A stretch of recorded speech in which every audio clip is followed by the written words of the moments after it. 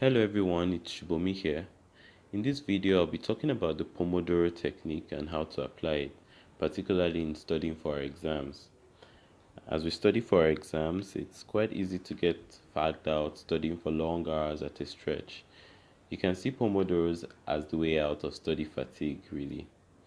I first came across Pomodoros when we talked about it on Kanji discussion about 3 months ago. Since then, I've been using it to study at least most of the time. You can call the Pomodoro technique an efficiency or a time management hack because it allows you to have traditionally 25-minute study blocks called Pomodoros separated by short breaks. In the end, it helps you to prevent burnout while reading. The technique was developed by Francesco Crillo when he was still a university student in the late 1980s. Pomodoro is actually Italian for tomato, and this technique is so named because then Francesco used a kitchen timer shaped like a tomato for this technique, and this sort of timers are still available. So this is how it works really. After creating your to-do list, and this could be, say, the number of chapters of first aid you want to study that day, or basically just once you create your to-do list, your to-do list, you estimate um, how much time it would take to complete each discrete task, and you allocate a specified number of pomodoros to that task. So let's say I want to read 5 pages of first aid, and I think that that would take me about 100 minutes.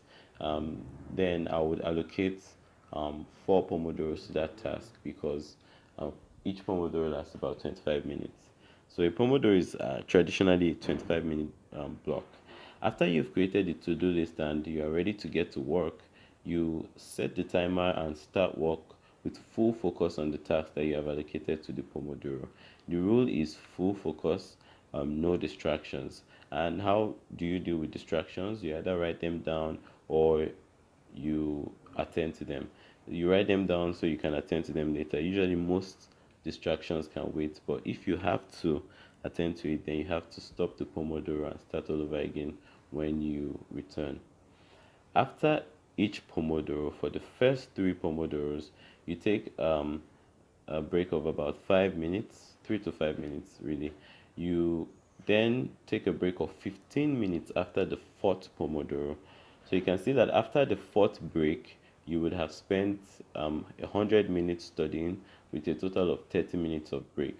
During the breaks, you can decide to take a walk, stretch, or just take a break, really, anything apart from studying. You could check your inbox during this time as well. The fundamental idea is that you are fully focused on the task at hand during the Pomodoro and you plug out during the break. It's just like eating pizza or something. You take small, you wait, then you take another.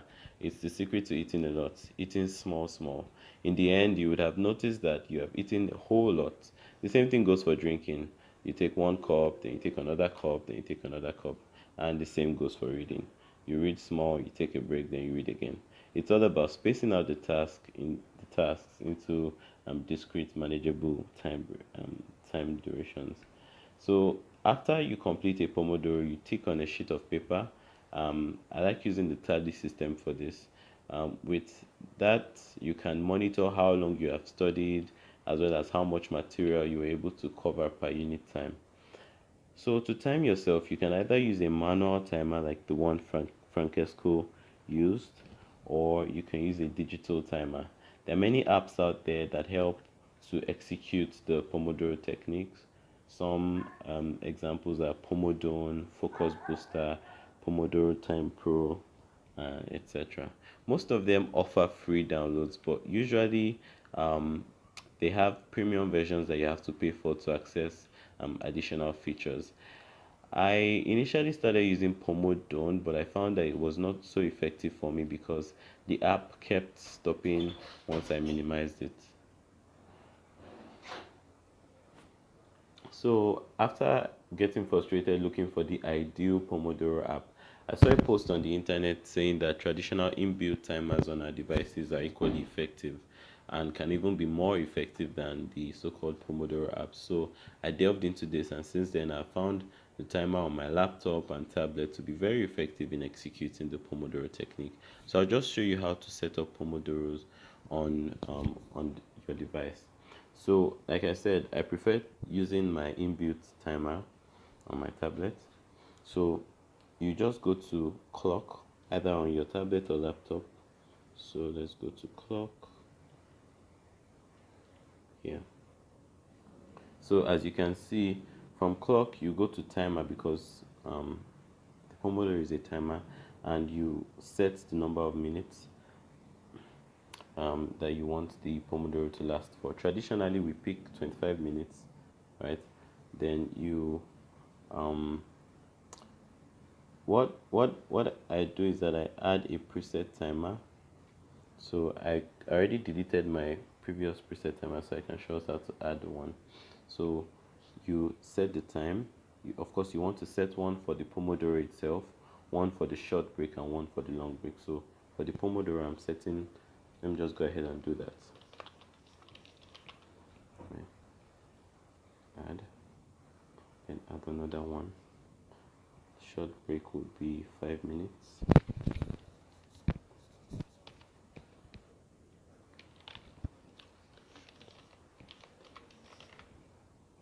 Add. Then the long break will be 15 minutes.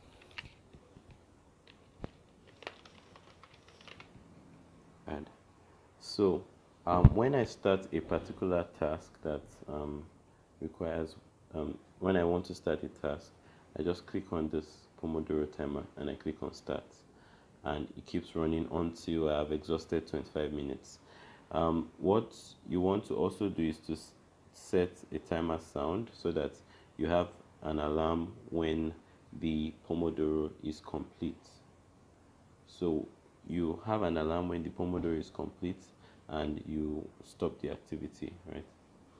And when you stop the activity, you go to the short break for the first three, after the first three Pomodoros, and after the third Pomodoro, you go to the long. Sorry, after the fourth Pomodoro, you go to the long break. You may find that you are still gingered to study at the end of a Pomodoro, and this probably happens to everyone. But that's really the idea. You don't want to give your brain the opportunity to get tired. You just stay energized throughout the study period. Usually, most people would still be alert, even up to 30 minutes while studying. So when you take the break, it refreshes you, and when you're coming back, you're alert, you're able to read for another 30 minutes and so on, for another 25 to 30 minutes. So that's about the Pomodoro technique. You may want to increase the duration of your Pomodoro to 30 minutes if you feel 25 minutes is too small. So that's really it about the Pomodoro. It helps to increase your focus. It helps you to stay energized while studying. It also helps you to um, keep a track record of how long you've studied, and can from there help you to know how much material you are studying per unit time. All right.